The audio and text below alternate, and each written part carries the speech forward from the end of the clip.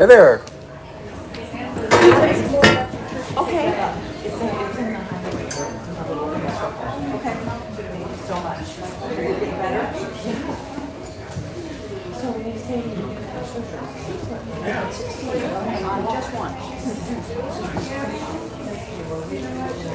No glass.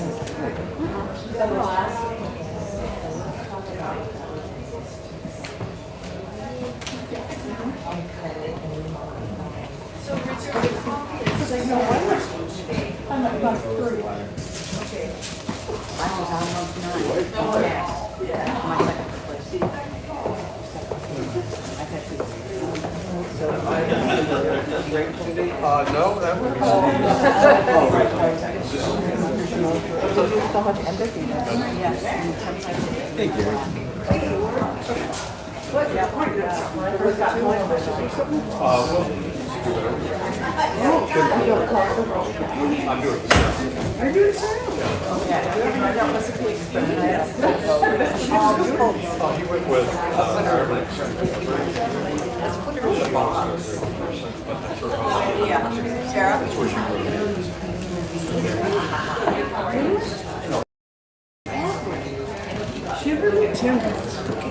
Welcome back, Jerry. Hey there. Little hug. Little hug. Saw Beth at the co-op.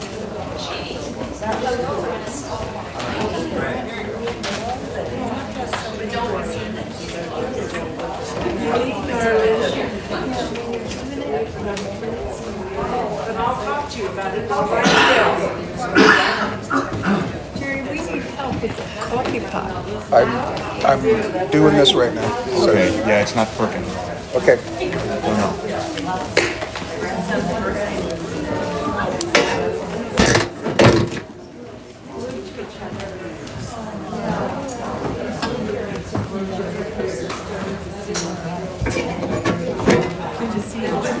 How am I doing? I'm doing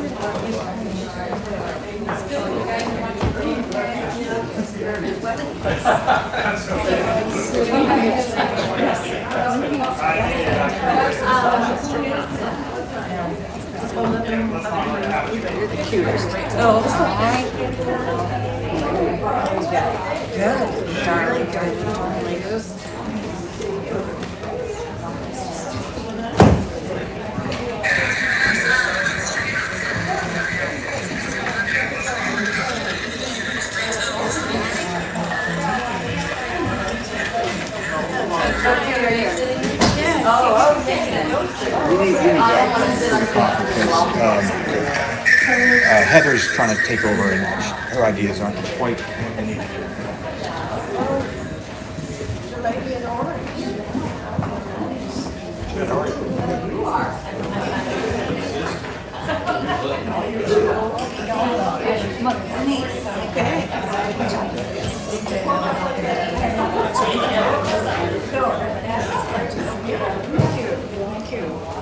You're the technician today? Wow, multi-talented man.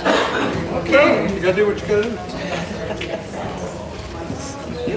Zach, is his name right? Is it MOSIR? Oh, it can't be made out now. It's a Oh, that's what I was told.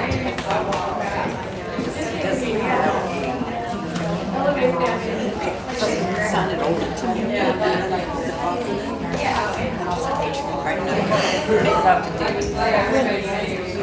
Well, you can.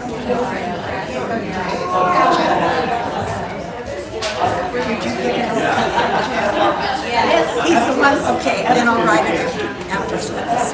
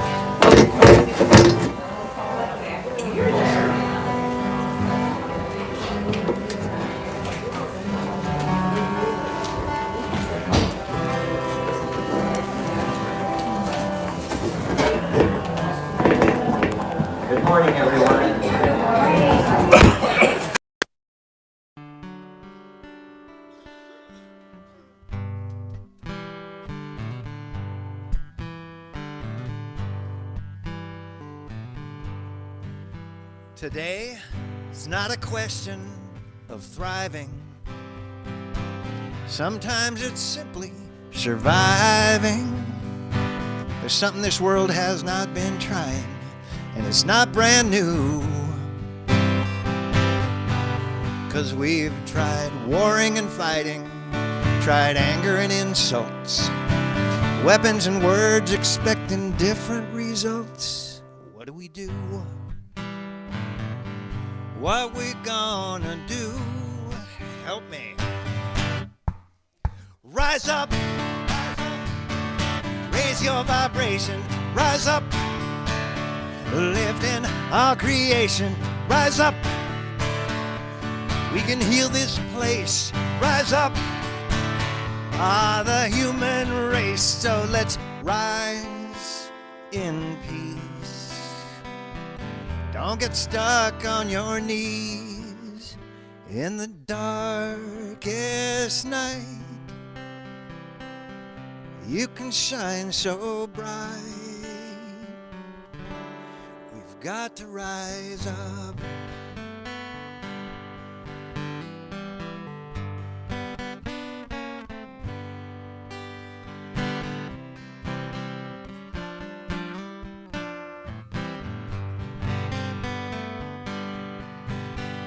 We're not the few, it's just me and you. But we can be the change. Here's something we can do. Rise up, raise your vibration, rise up, lifting our creation, rise up. We can heal this place, rise up, the human race, rise up. Raise your vibration, rise up. Come on and raise your vibration, rise up. Yeah, now raise your vibration, rise up. Come on and raise your vibration, rise up. Come on, raise your vibration, rise up. Raise your vibration, rise up. Right on. Good morning. Hey. In the words of Reverend Welcome. Braddock, Yeah. say Hey. Let's get this show on the road. We say, new book I'm working with called The Adventure. Wonderful, wonderful book written by Steve Taylor, who wrote The Leap and some of the other things that I like very much. A practical guide to spiritual awakening. Just wonderful exercises, wonderful insights, wonderful work to do to keep you perking. I'm going to teach it in the summer. So we'll have an ongoing study. I don't know whether it'll be our usual Tuesday morning time or if I'll choose another time. We may do it in some chunks of time. Anyway, The Adventure. I'm going to play with it this morning. Good morning. Hi, we see you online. We sort of see you online. We see the connection online that brings us to you. Thank you for showing up online and for letting us know that you do and that you are and who you are and where you might be coming from. We're always grateful to know that somebody tuned in online. You in the room, it's a whole different thing. It's a direct connection. We don't have to go through the technology. We just get to open our hearts and be present to one another in a way that allows us to recognize who we are as one mind, one heart, one body. We welcome you in, as we say, Sunday, what? The warm and loving spirit of unity. Say it louder. We welcome you in the warm and loving spirit of unity. Try it with I welcome you. I welcome you in the warm and loving spirit of unity. Indeed, by any path that has brought you here, by divine appointment on this day and each day, in that spirit of oneness that guides you, leads you, enfolds you, inspires you, uplifts you, we gather to realize the truth in ourselves and to experience the joy of being present to one another. There's only one presence and one power, we say, God the good, omnipotent, all power. God, the everywhere presence, the omnipotence, the wherever I am on any level, in any realm, I am at one with all of life and at one with the presence of God. And we say that presence is good. And so in the spirit of oneness, this morning our daily word is, I clothe myself in thoughts of compassion. Richard, would you come share our daily word?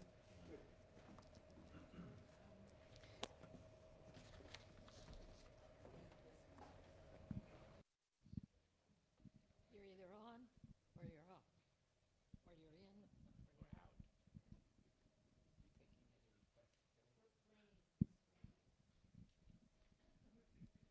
Hello, hello. Hello. Good morning.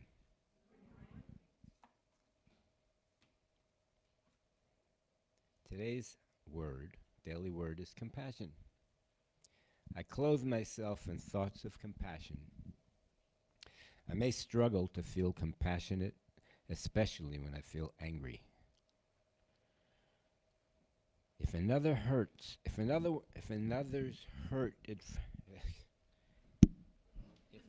hurtful words or hostile actions seem cruel or unjust, I may feel tempted to respond back in kind. However, striking back does not end conflicts or heal relationships. Instead, as I turn within and feel the Christ mind dissolve in my anger, I feel calm. At those breakthrough moments, I feel anger doesn't satisfy anyone or solve problems. Regardless of how justified I may feel expressing my upset, it is within my power to choose compassion instead. I will not reciprocate others' hostilities. I will instead look beyond their anger to see their struggles. I need not approve their choices to see them as children of God, today and every day. And from Colossians, clothe yourself with compassion, kindness, humility, meekness, and patience. And from Rumi, beyond right doing and wrong doing, there is a field. I'll meet you there. Thanks. So, there is a field beyond right doing and wrong doing. I'll meet you there. That neutral field, that field of oneness, a recognition that we are more than one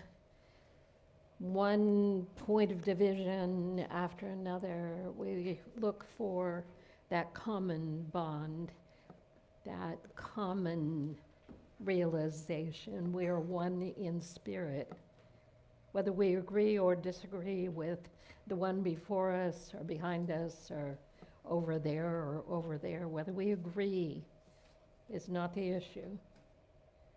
It may be at the personal level, but at the spiritual level, what we understand is there is only one presence and one power, made manifest in a multiplicity of form. One presence, one power, individualized in a multitude of forms. When we come into that awareness, truly at the heart, we know there are things in the world that we would choose to experience and not experience. But in that field of awareness, there is a central point of existence. And we say that is the one presence and one power present within all and each and everything. And so I think this, or I live this way, or I choose that relationship, or I look for that understanding. It's all a part of this multiplicity of form. If we eradicated everything we don't like about life, we wouldn't exist. Primary aspects of the self reveal to us that we are our own worst enemy on most troubled days through the power of our thoughts. And we can choose differently when it comes to thought. We can choose to see differently. It isn't possible that we could make everything the same. Think about it. You couldn't possibly do it. Where would we all fit in one body? Where would we all fit in one thought pattern? Where would we all fit? Where would we belong? Where would we discover the fruition of our journey? And so when we say there's one presence and one power, it is beyond summation and beyond conception.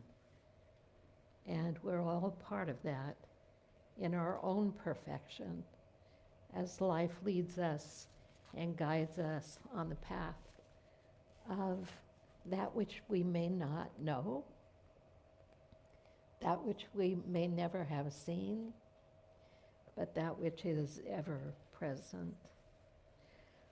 I want to touch into announcements. Does the men's group meet the first Saturday of every month? No, varies. No. You can't vary.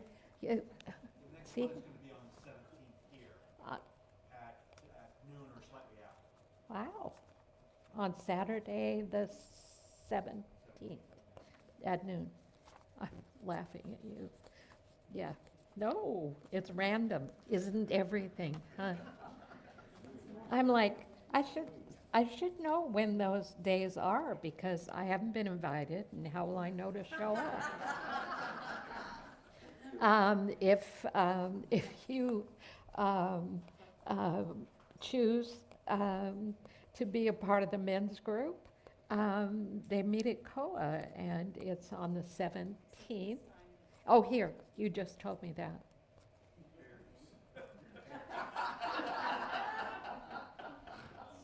Welcome to Unity of Skagit Valley. We are random, and we like it that way. We are perfect. The Each One Lead One class has begun.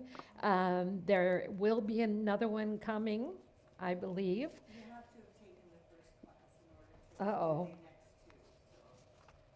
to. Well, maybe the whole series will start again one day soon. All right. So that group is moving forward.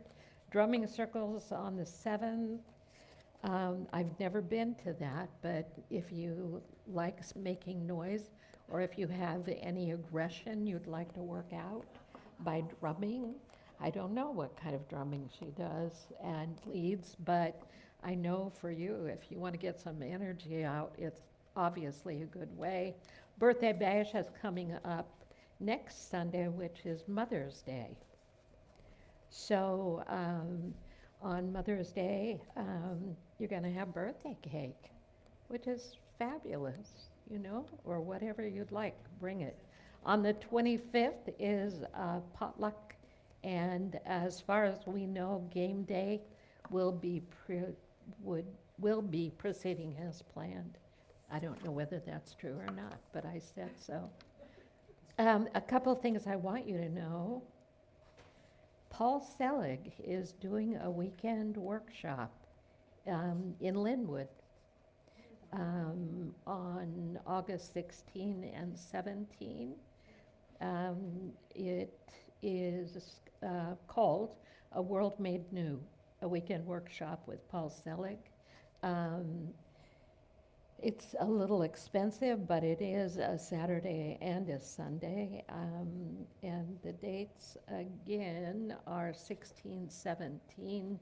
And if you're interested in that, you can find it online. And Daniel Nahmad in concert. August 16, 17. Daniel Nahmad. You do any Nahmad music? A couple of his songs, yeah.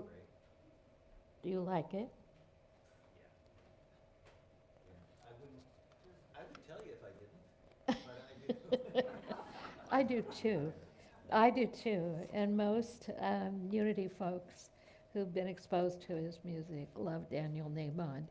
He'll be at Unity in Bellevue on June 21st, a Saturday night, 7 to 8:30.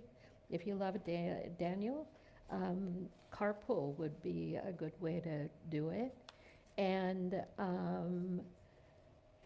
the information is online at Unity of Bellevue. So I think it's important once in a while to see what other people are doing that we can be part of. Is there a child barking? Sound like a child to you? Yeah, could be a grandchild. Could be Jerry, one of Jerry's little wild ones. Yeah, they're all wild on a day like this. It's springtime, they're ready for school to be done. They're like budding. It's a wonderful time for kids. Ward, thank you for being in the sound booth. Jerry, thank you. Yeah. Jerry, thank you for doing the recording process. It's working so far. I love that. See, Mexico didn't take the good stuff out of you.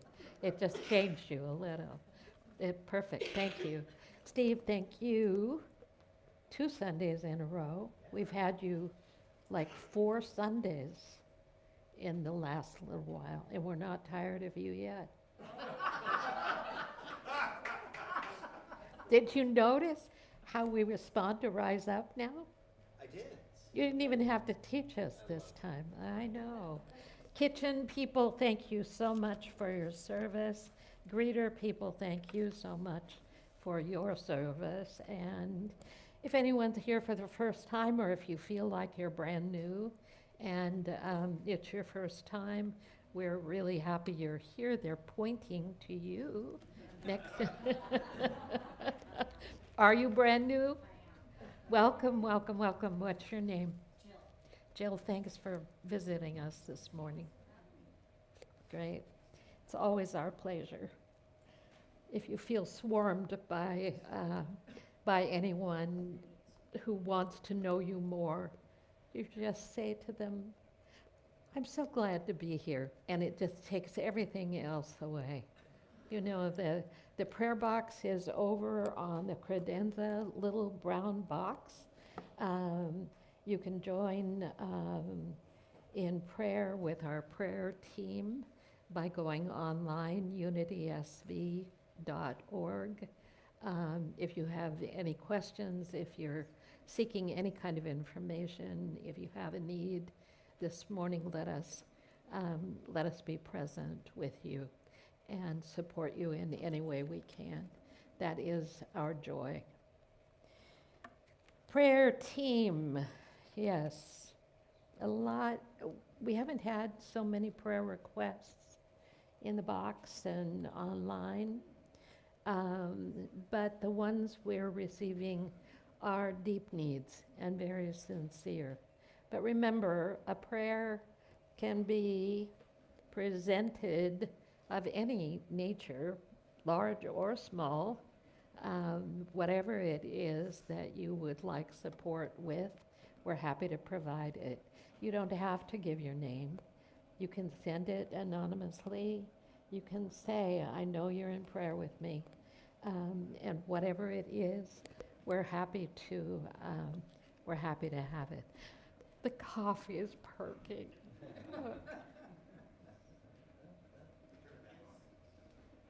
Okay. I think those are the details. I've lately been confused on Sunday mornings about what the real schedule is. Given I make it up, I should know, but it's just like that. So, what shall we do next? Well, no special music. How about you do a meditation intro song? Can you make up something? The one I was going to do has a mantra in it. Do it. Cool. There.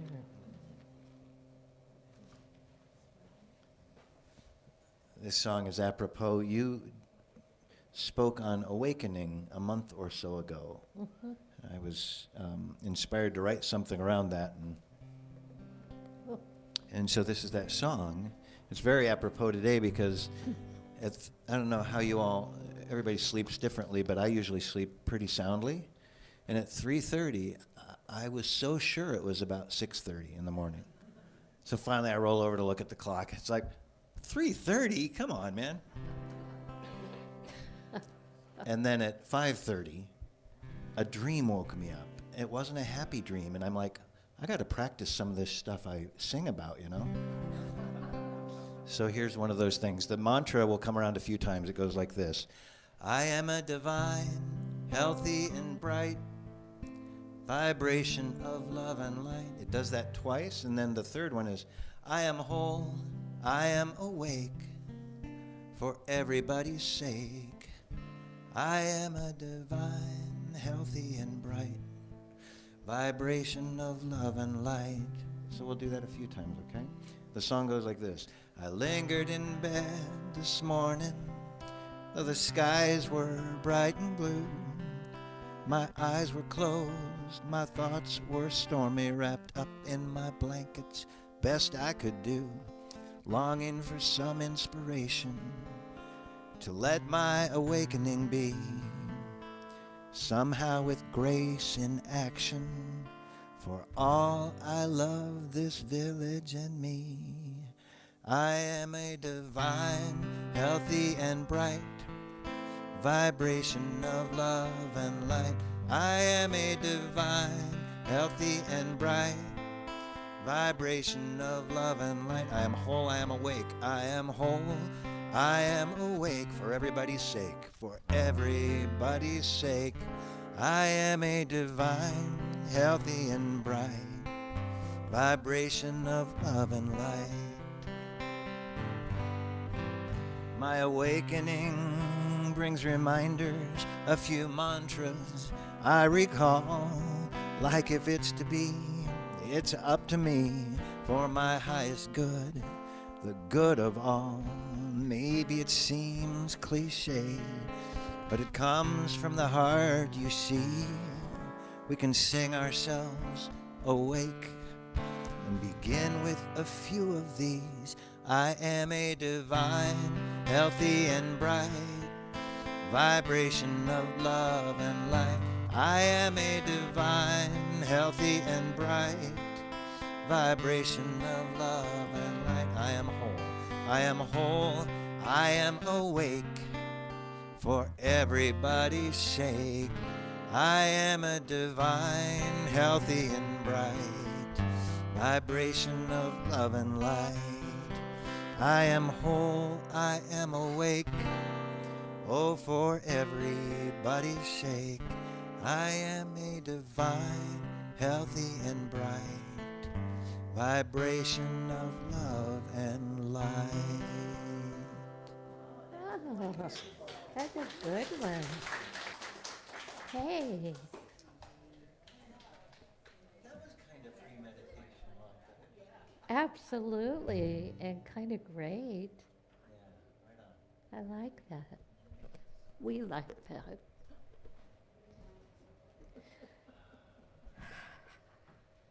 Thanks for being here. Always. We are so blessed, friends. We are so blessed. We take that into our meditation. We are so blessed. We bring it from somewhere out there scattered in the world. We bring it into our minds. We bring it into our hearts. We bring it into our bodies with a breath.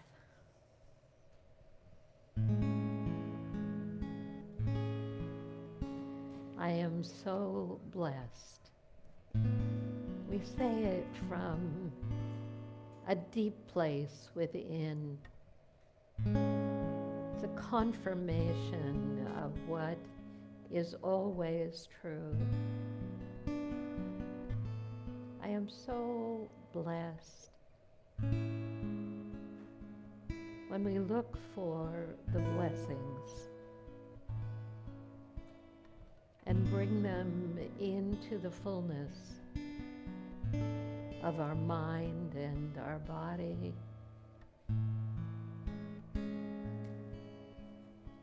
we experience a sense of renewal. I am so blessed. I move away from the power of the world, and I move into the awareness of the One.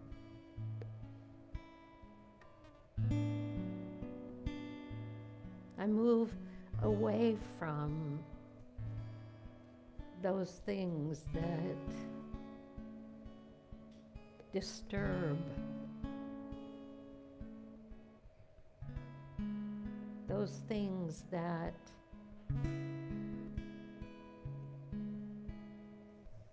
seem to control my well-being.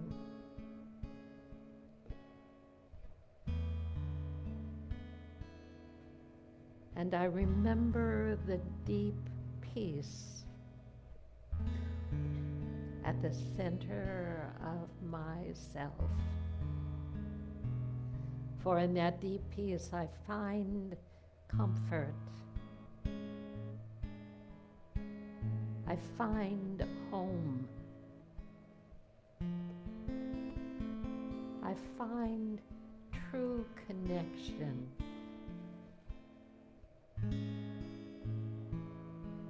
I find that there is within me that which is greater than that which is in the world.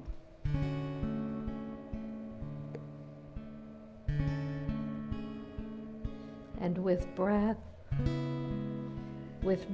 we make that inner journey, that deep sense of connection. With breath, I open myself to the movement of the Spirit within me.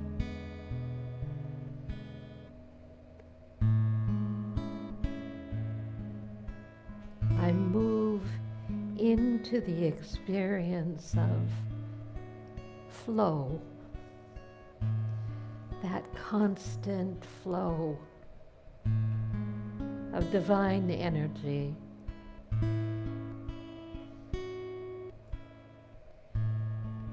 It moves. It moves and flows from the pure center of me into all my body.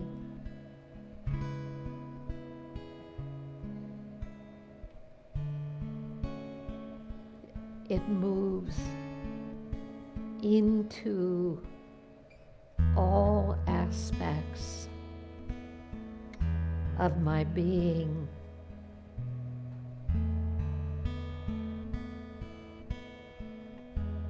And it flows through me.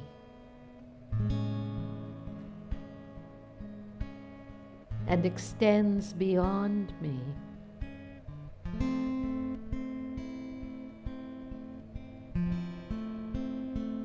As you breathe,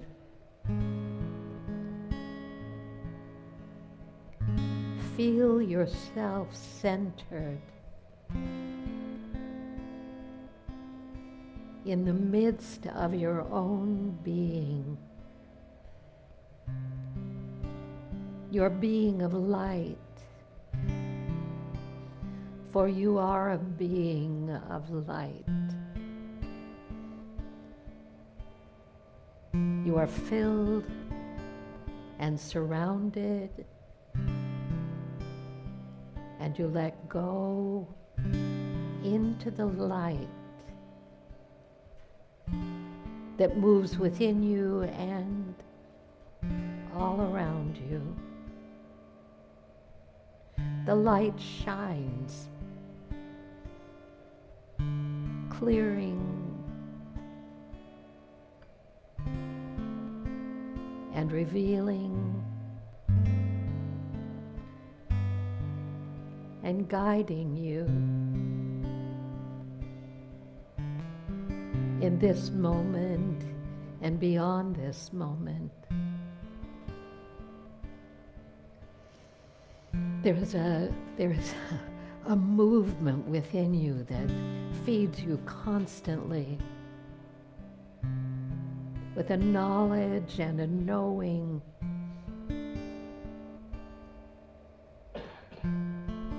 that shows you just exactly moment by moment what it is you're seeking.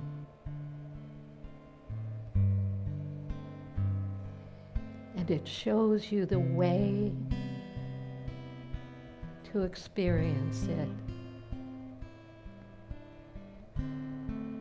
as a being of light.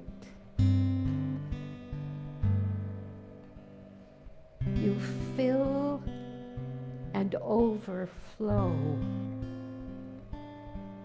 everything you do with the presence of this pure blessing energy.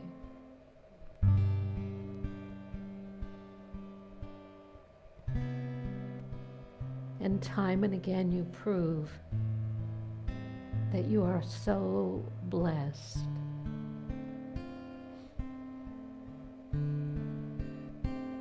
The movement of spirit within and around you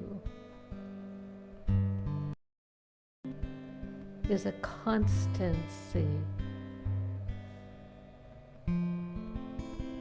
of one presence revealing itself in every breath,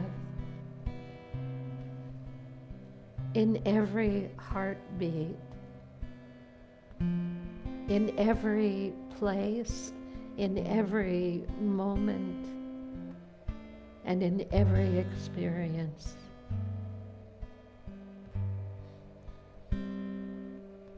So with your breath again, allow yourself to let go,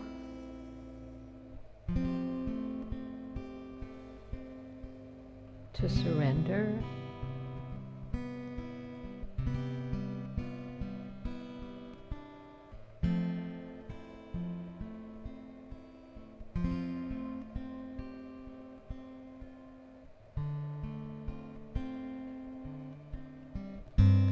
because of the spirit within you, it is true that you are the light of the world, and the light that shines within you as it moves throughout your being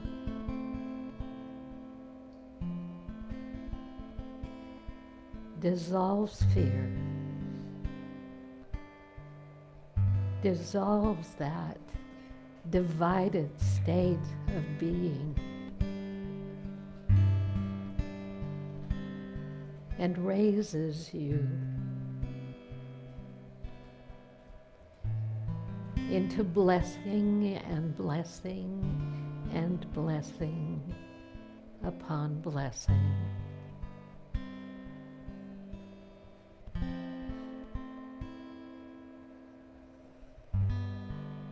I am a blessing. I am a blessing to the world. I allow my light to shine, and I know that the goodness of God, the light of God, overflows my being, and that mighty power and presence reveals to me the highest and best always.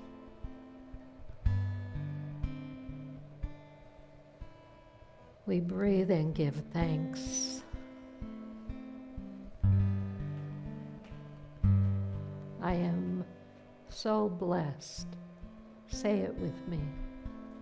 I am so blessed. And so it is. Amen.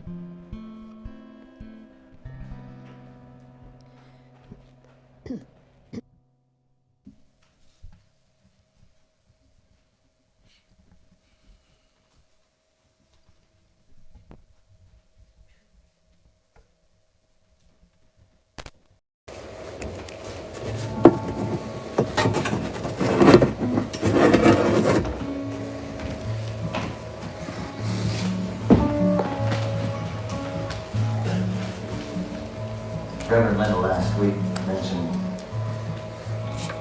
I don't know if you said I like country music. Yeah, you said you like the story part of country music, right? Something like that.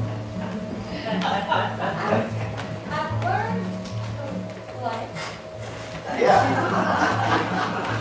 Well, I'm not a country music aficionado, but there are a few country tunes that I just really like, and this one was just introduced to me, and maybe it's because somebody was thinking I was very sage-like or old. One or the other. Like dirt. See if I can remember how he sings this. The guy who wrote, or who sang It's 5 O'Clock Somewhere was Alan Jackson. I think he and Jenny Buffett wrote it together, if I'm not mistaken. But he also wrote this song called The Older I Get. It shares a little bit about, I think, his values in life as he's kind of retiring from touring and stuff. So I'll give it a try. The older I get, the more I think. You only get a minute, better live while you're in it, 'cause it's gone in a blink. The older I get, the truer it is. The people you love, not the money and stuff that makes you rich.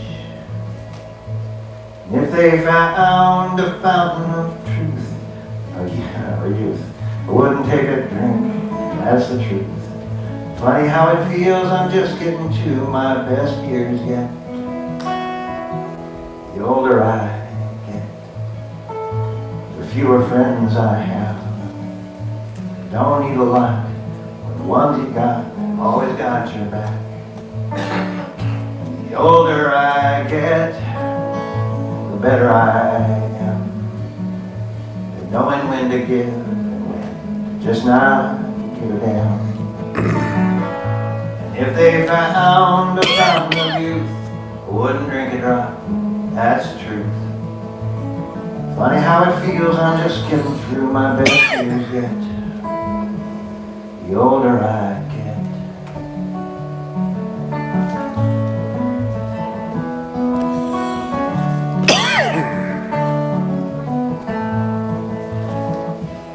I don't mind all the lines from all the times I've laughed and cried. Souvenirs and little signs of the life I've lived.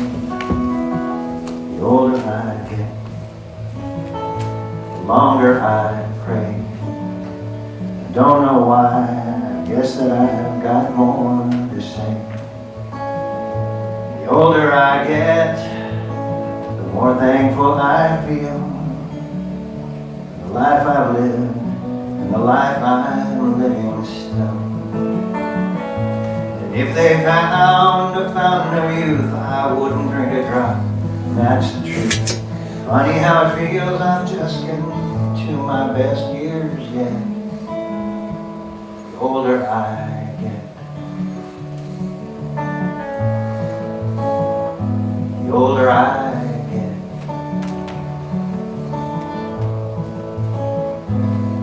the older I get.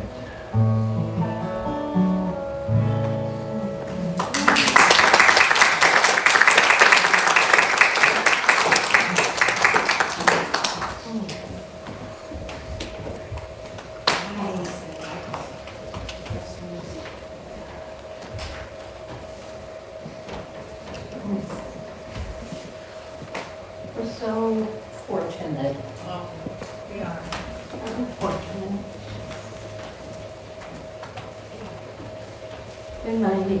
We may not have discovered all the pieces of the journey yet. We're so fortunate to know that it's a journey, that we are on an infinite journey. And when it's up, we say, oh, I'm so grateful. And when it's down, we say, oh, no, and we want something different. But then we reconcile. We come to an inner point where we're willing to see that all the aspects, all the pieces and parts of it are a perfection. And when we look at those and can really see them for what they are, we say this journey, I may not comprehend the mystery of aspects or elements of it, but I'm so glad that I've had this time and that time, and there will be so many times that we can treasure and explore and rejoice in. And when we live that way, there's a meeting point in the middle of the highs and the lows, or whatever. There's a meeting point in the middle that resolves itself into an unfolding that brings more of the fullness of our being into manifestation. And it may not, even in its manifest form, come to us in a complete way. That unfolding may be the next stage of an elemental, extraordinary part of the journey. And we look at it and we say, oh, I'm being unfolded again. Not I'm being transformed again. I like it so much more than I'm being transformed again. That I like that we're being unfolded in the stages of our growth, and however we name them, the possibilities that emerge in our lives. There aren't very many things I would do differently now. A little older. Two Buddhist monks were with me. We just transitioned, but it all fits together. Two Buddhist monks were on a journey. You all know this story. You could tell me this story if you chose, but today was perfect. One was a senior monk, the other a junior. During their journey, they approached a raging river, and on the riverbank stood a young woman. She was clearly concerned about how she could get to the other side of the river without drowning. The junior monk walked straight past her without giving it a thought and crossed the river. Straight past her, didn't look, didn't acknowledge, didn't do anything, just walked past. The senior monk picked up the woman and carried her across the river. He put her down, they parted ways, and on they went with the journey. As the journey went on, the senior monk could see some concern on the junior monk's mind. He asked, "What's wrong?" And the young monk replied, "How could you carry her like that? You know we can't touch a woman. It's against our way of life." The senior answered, "I left," you know this part is if you want to say it, you can say it with me. "I left the woman at the river's edge a long way back. Why are you still carrying her?" The moral of the Buddhist story is that the senior monk had broken rules, but for good reason. Once the purpose was fulfilled, he put her down and continued on and never gave it a further thought.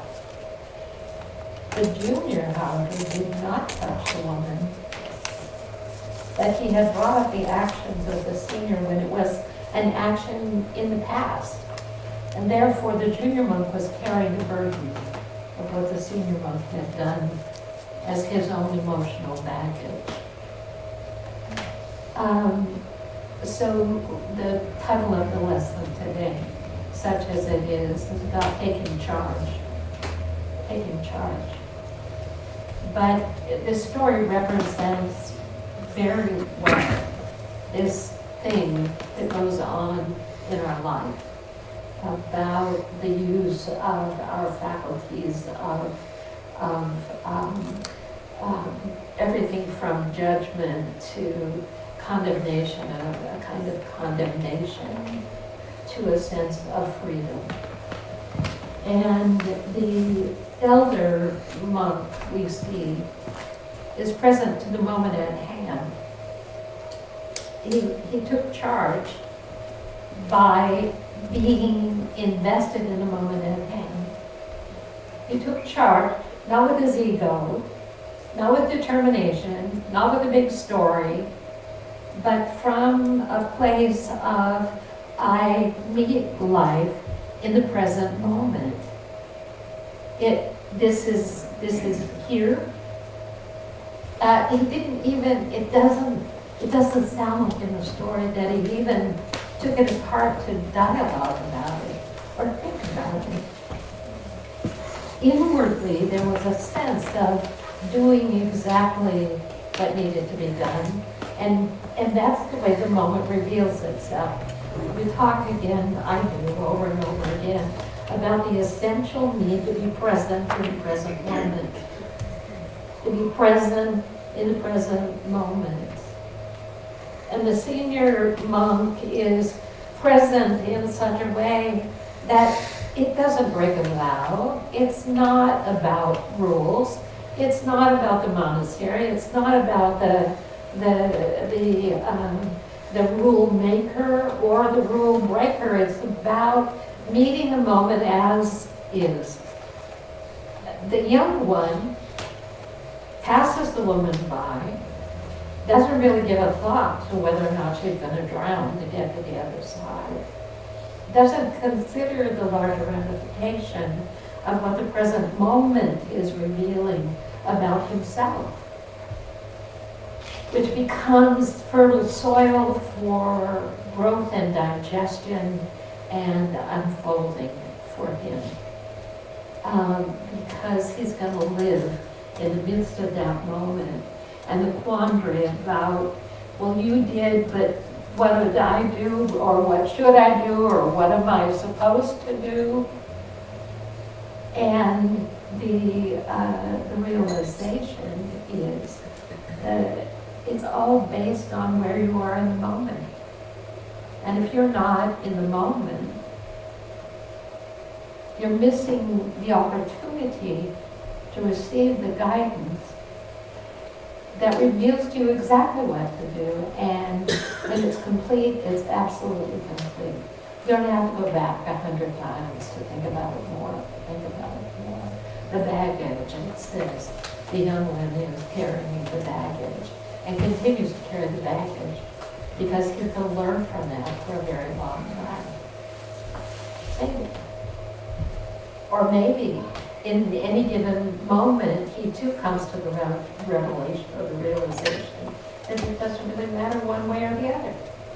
And therein lies the basis of the story. It doesn't matter one way or the other. There is not a right and a wrong. There is a moment that reveals itself and unfolds within the consciousness of each of those men that leads them to take the action they take. You say, well, who took charge? Well, did anyone take charge? Or did the moment fulfill itself in a way that we always call divine order? Divinely ordered. Well, how could I do it differently? I could write it differently, I could think it differently, I could be different about it. That stuff is the residue that comes from our trying to figure out how divine order could work better, work differently, work more in keeping with what could, should, or ought to happen in life and in the world. But in fact, this whole thing about divine order, if you're going to believe in it, if you're going to buy into it, is a revelation, moment by moment, a revealing of that which you, in your unique way, are experiencing a composite of thoughts and ideas and beliefs, and then there's just underneath all of that a simple instant when something reveals itself, and it's complete in that moment. The story, you can carry the story forever. Or you can put it down on the other side of the river. What's the other side of the river? Put it down.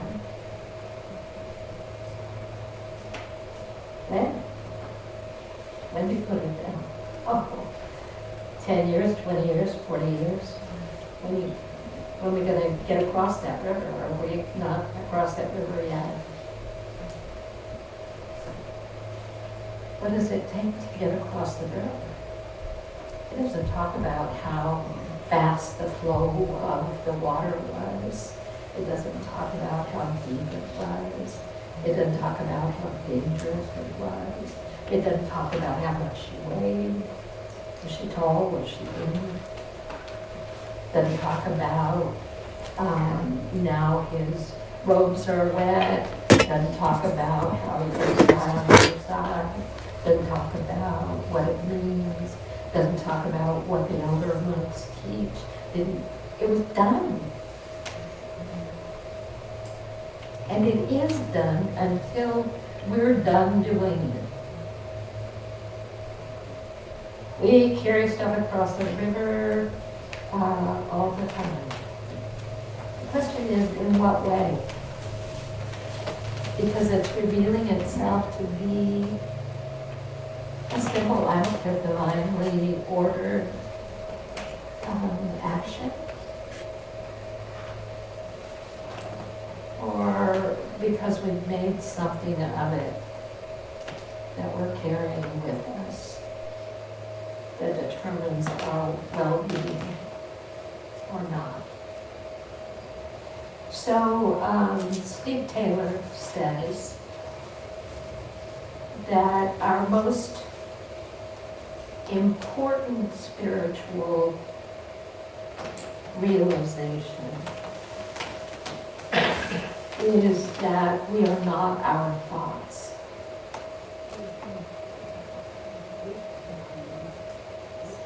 And we're not our actions. You, your identity, who you are, what you do, is not based on the content of your thoughts. You have to divide that out. It looks like people are aggressing into life or taking charge of life, thought by thought, in ways that create more mischief, more upheaval, more chaos, more of everything. And we're directing our attention toward the world and the way it's wired, and who's carrying what, and who's doing what, and what we think about that, and what about this, and what frightens us, and what's coming next. And on the other side of the river,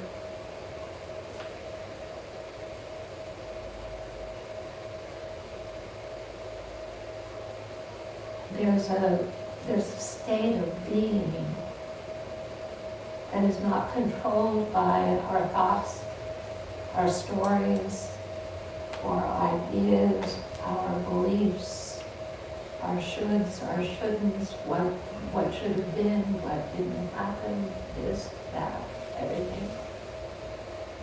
On the other side of the river, and where is that river? But in our own minds. Where is the river we're talking about? Who's got a river? We all have our personal river, it's not just one. The river, who's packing your river in the mornings when you wake up at 3:30? Who's preparing to make the journey across the river at 3:30 in the morning, or 4 or 5? Who's taking charge at 6?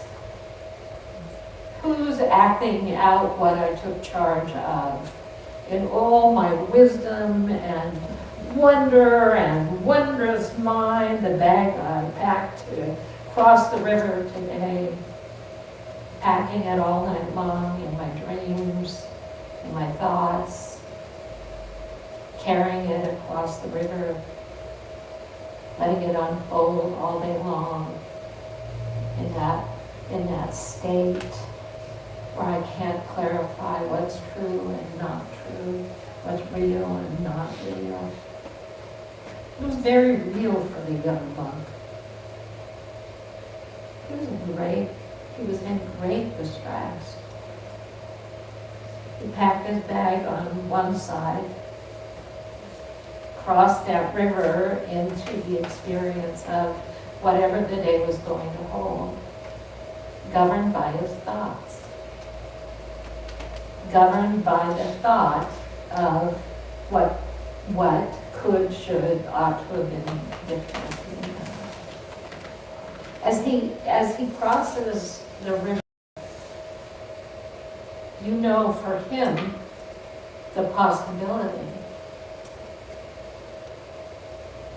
of what's going to happen on the other side, and it tells us it's not a happy trip. We don't know where they're going, we don't know how long the journey is. But we know that if he continues to carry that and let those thoughts dominate his mind, what he creates on the other side is going to be misery. So when Steve Taylor begins to write about your identity is not your thought, or your thought is not your identity, or the mind activity of you that's filled with all these, packed with all these thoughts that over and over and over again emphasize whatever it is you're carrying, it never stops until you, on some level, take charge of the situation and make a determination that is only yours to make about how you're going to be in the place you find yourself in this moment in time. It will determine everything. It will determine how you feel. It will determine what you do. It will determine how you act. It will determine how high your fear level is, how deep your depression is. The thoughts in your mind, if we don't begin to take some authority in the matter of determining what we're going to carry with us, what we're going to allow to inhabit us, what we're going to live with on the other side of it, just recreates itself over and over and over and over. And so what Peter says is, when we understand how to disidentify from our thoughts, we can take back our true identity and begin to experience an orderly process and a peaceful transition from experience to experience. When we disidentify from the dominant thought structure we're living in and through and out of on a daily basis, there's something beneath that can arise. And he said, how do you disidentify? He said, take a step back. You've got to take a step back, looking at what is dominating the field of your being, and notice what's driving you down the river, over the river, wherever the river might be in any given moment. What's driving you is what is a composite of all these things that we let identify ourselves day by day. When you put it up on the screen and step away from it, you disidentify from it by noticing that it's a thought, it's a story, it's an idea, but it's not who you are. And it never was. But it's that it is who you are and how you should be, and where you've risen and where you've fallen, and all of the stories. They're like packed in your head on a rotating loop of constancy that keeps you trapped in a way of being that disidentifies you. It tells you who you are not who you are, and not what's possible for you. As he continues, he said, awake people, wake up, know that they are not their thoughts. Well, think about 20 or 20,000 of your thoughts already today. How many of them tell you who you are? How many of those dominant thoughts, you probably hear them every day for God knows how much of the day. There's some figure about how many times a day we repeat particular thoughts. Let's go back to the habit, because we allow it to identify self. And when we learn that we can step back from that,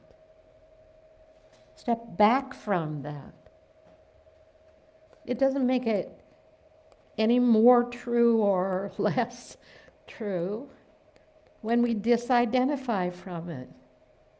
But of course I'm a this, or of course I'm a that, or of course it's that way. We justify them.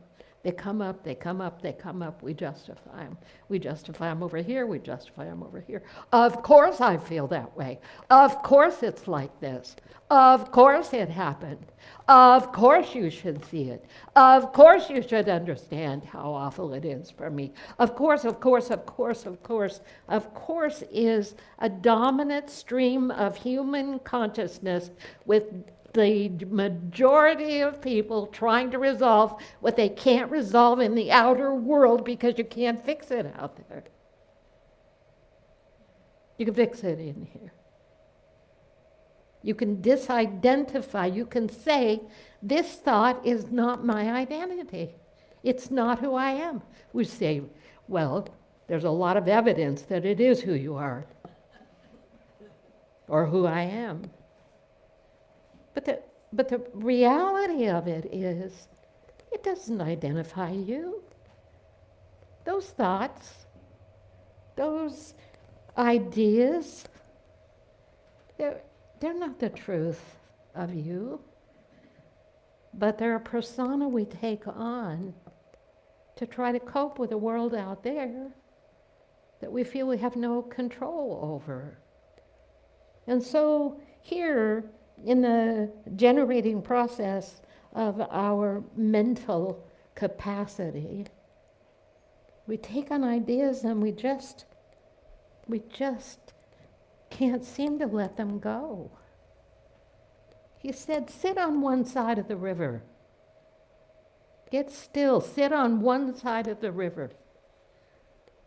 Just watch the river flow. Just sit and watch the river flow.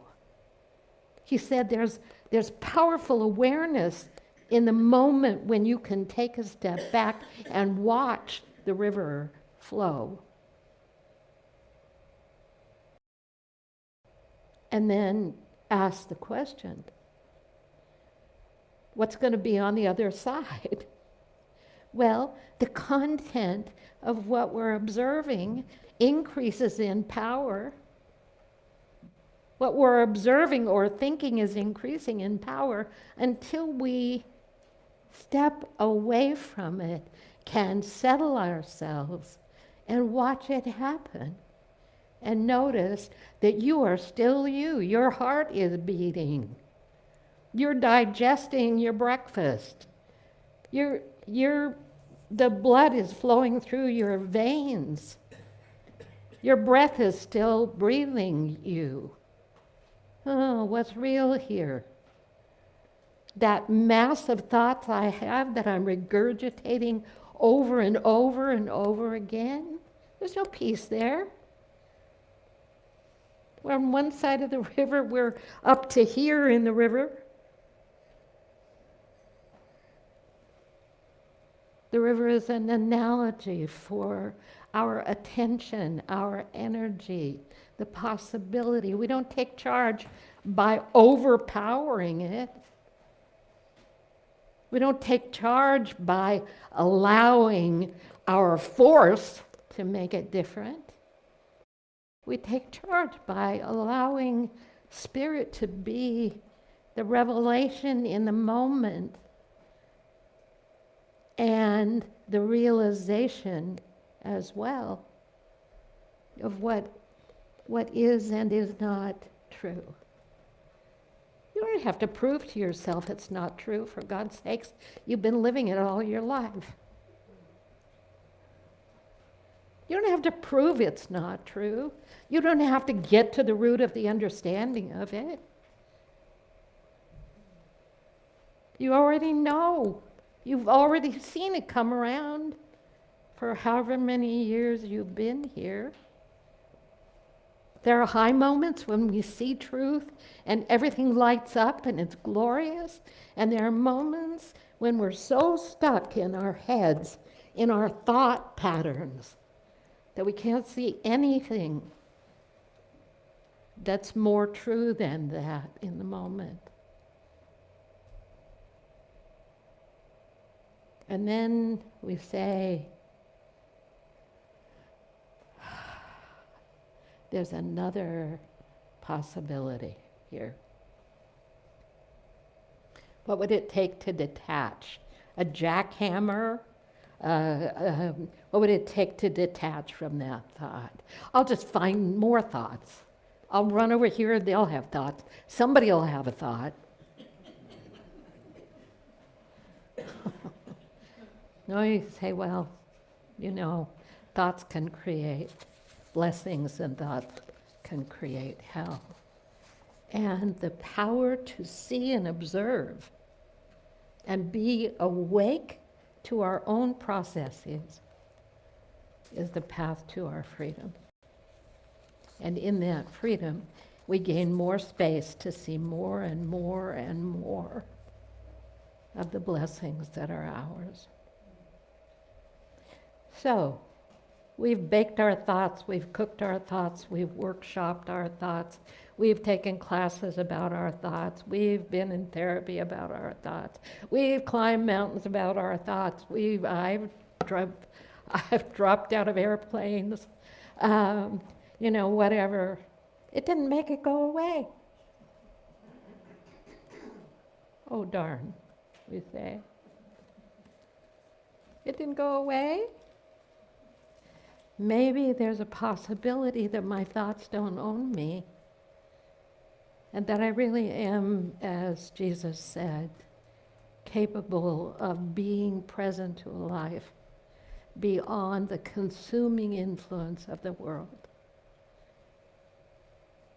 Maybe I can be free and experience a possibility in life that is everything I've ever wanted. So next week is Mother's Day, and then in June, I want to start doing some direct work on this book in a way that you would prefer. You know, is it time for us to have a live class online? What would we like to do? It's powerful teaching. It's inspiring me. I hope it would be of benefit to you as well. Let's share our tithes and love offerings.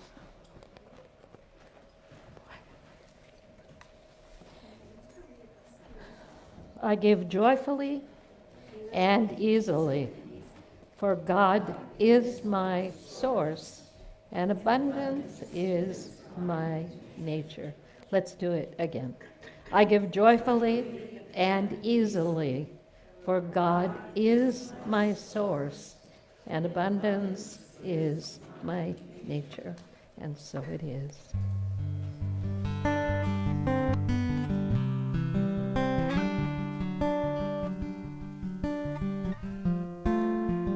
Thank you for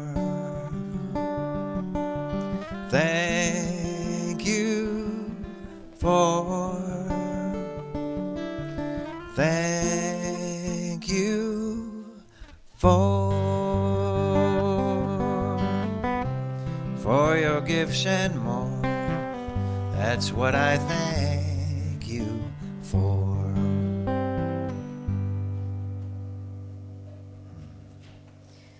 Children, children, children.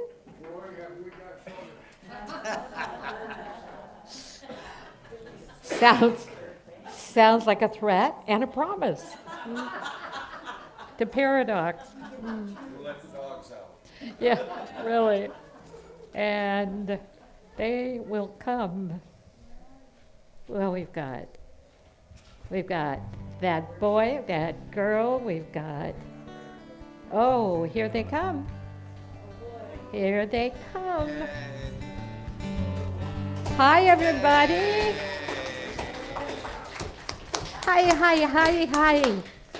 Hi, big kids, bigger kids, kids who are growing taller and better and more wonderful every day. Children of light, we love you, we bless you, we appreciate you just the way you are. Those are the children of Unity of Skagit Valley, and we are so blessed to have them with us. Thank you, Sky, for corralling all that energy in that little room. I think I have an extra right here. What a great thing. All right, friends, can we do our prayer for protection? The light of God surrounds us. The love of God enfolds us. The power of God protects us. The presence of God watches over us. Wherever we are, God is, and all is well. What a group today. Let's stand and sing our peace song. Thanks for being here. Running, please.